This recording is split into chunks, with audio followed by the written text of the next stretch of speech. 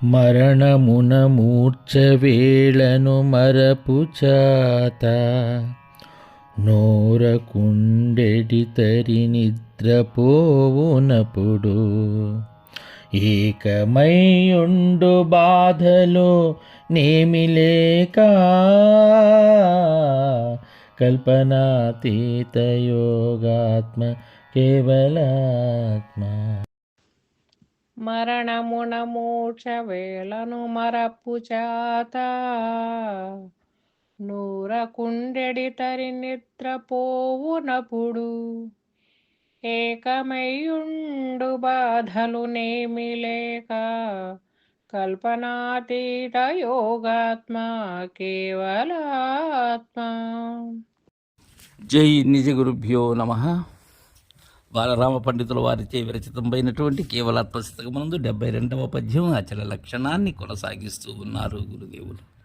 శిష్య, మరణమున మూర్ఛవేళను మరపు చేత నూరకుండెడి తరి నిద్ర పూవునప్పుడు. ఇక్కడ మహనీయులైనటువంటి వారు, పూర్వాచార్యులైనటువంటి వారి రచనలలో ఏదైతే మనకు అందజేశారో ఈ మరపు, సుషుప్తి, నిద్ర, మూర్ఛ అనబడేటువంటివి, వాటినే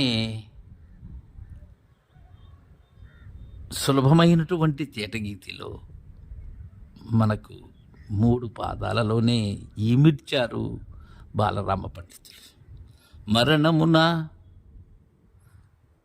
మరణములో ఎరుక లేదు, ఎరిగేది లేదు. ఏ మరణం ఇది? ఈ మాంసమయ దేహం పతనమయ్యే మరణమే కాదు, మరణము కూడా ఒక అవస్థే. మన్మథావస్థలలో చెప్తారు ఈ మరణాన్ని గురించి. అంటే తనను తాను మరచిపోవటం, దేని వైపు చూడలేనటువంటి స్థితిలో ఉంటాడు. అక్కడ శ్వాస మాత్రమే, ప్రాణము మాత్రమే ఉన్నది కానీ మిగిలినవి అన్నీ కూడా ఘనీభూతం చెంది ఉన్నాయి. అలానే మూర్ఛవేళలో కూడా ఏది ఎరగలేదు. ఈ గుర్తు, అక్కడ గుర్తు లేదు. మూర్ఛలో గుర్తు ఉన్నట్లయితే తన స్థితి, తన ఉనికి తనకు తెలుస్తుంది. మూర్ఛలో లేదు. ఎవరైనా ఆ లోహాన్ని పట్టించి ఉపచర్యలు చేసి లేపేంత వరకు గుర్తు గూటిలోకి రావటం లేదు. గూడు వదిలేసింది మరణంలో కానీ మూర్ఛలో కానీ. గూటిలోకి వచ్చినప్పుడు మాత్రమే ఆ పులుగు గుర్తున్నది. ఇక మరపు చేత నూరకుండెడి తరి, మరుపు. ఇది మనకు బాగా అనుభవిక వేద్యమే. చూస్తూనే ఉంటారు కొందరు, అన్నీ గమనించినట్లుగా ఉంటారు, కానీ ఏది అంటదు. ఎదురుగా ఎవరు పోతున్నా కానీ ఎందుకని ఎరిగే గుర్తు అక్కడ రహితమై ఉన్నది. బాలోన్మత్త పిశాచము అంటారు పెద్దలు.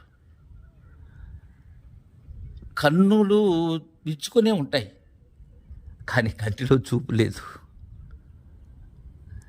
చెవులు వినిపించే కర్ణభేరి ఉన్నది, ఏది వినరావటం లేదు. మాట్లాడేందుకు కొండనాలుగుతో సహా ఉన్నది, అయితే అది వాక్కు పరాని దాటడం లేదు, వైఖరిగా రావటం లేదు. అది ఎందుకని? మరపు చేత నూరకుండెడి తరి, మరపు చేత ఊరక ఉన్నది, చూసేవారికి ఉన్నది కానీ దానిలో లేదది. చూసేవారికైతే ఉన్నట్లుగానే ఉన్నది కానీ చూస్తున్న వారికి లేదది. 66వ పద్యంలో ఇదే చెప్పాడు, చూపులే లేవు చూచి చూడబడడు అని. ఇంకా నిద్రపోవునప్పుడు, నిద్రలో కూడా మనసు లేదు, గుర్తు లేదు. ఇక్కడ మనసు గుర్తులు వేరు కాదు. తెలివి శరీర జగాలు ఎలా వేరు కాదో ఇవి వేరు కాదు. ఎందుకని నిద్రలో అక్కడ మనస్సు ప్రాణం వియోగం చెంది ఉన్నాయి. మనసు ఘనీభూతం చెందింది, దానిలో ఉన్న చలనం లేదు, గుర్తిరిగేటువంటి ప్రజ్ఞ అక్కడ లేదు, కోల్పోయింది అక్కడ. ఈ నాలుగింటిని కూడా పరిపూర్ణానికి సాటిపరుస్తున్నారు బాలరాం పండితులు. వారి యొక్క పూర్వాచార్యులు ఏ విధంగా సాటిపరిచారో తద్విధానంగానే ఈ మరణము, మూర్ఛ, మరపు, నిద్ర ఇవన్నీ కూడా. అంతేగాని మనం మరణం పరిపూర్ణమని, మూర్ఛ పరిపూర్ణమని చాలామంది ఇలా భావిస్తారు. అలా కాదది. శిష్యునికి బోధ దృఢీకరణ కోసం చెప్తున్నారు. ఎలా చెప్తే శిష్యునికి దృఢమవుతుందో అలా చెప్తున్నారు. గత పద్యంలో కూడా చూసాం, పర్వతమును చూసి సునకంబు పలువరించు అని. పర్వతం పట్టబయలనా? కాదు. అలా పోల్చి చెప్పనట్లయితే శిష్యులు అందుకోలేరని. నిద్రపోనప్పుడు ఏకమై ఉండు బాధలు నేమి లేక, పై చెప్పిన వాటిలో ఎలాగా ఈ తరిచీపులు లేవో,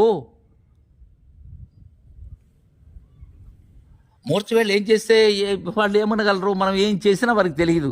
మరణంలో మనం ఏం చేసినా తెలియదు, నిద్రలో మనం ఏం చేసినా తెలియదు, మరపులో ఉన్న వారికి ఎదురుగా ఏమున్నదో తెలియదు, ఏమీ తెలియదు.